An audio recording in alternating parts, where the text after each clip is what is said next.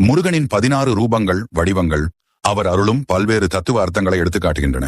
இதோ அவை: பாலசுப்பிரமணியர், குழந்தை வடிவில் இருப்பவர்; வேலவன், ஞானவேலின் சின்னமாக இருப்பவர்; கிருகநாதர், சிவ தத்துவங்களை கற்றுத்தரும் ஆசிரியர்; குமரன், இளம் பருவத்தை பிரதிபலிக்கும் வடிவம்; கார்த்திகேயன், கார்த்திகை பெண்களின் மகன்; குகன்,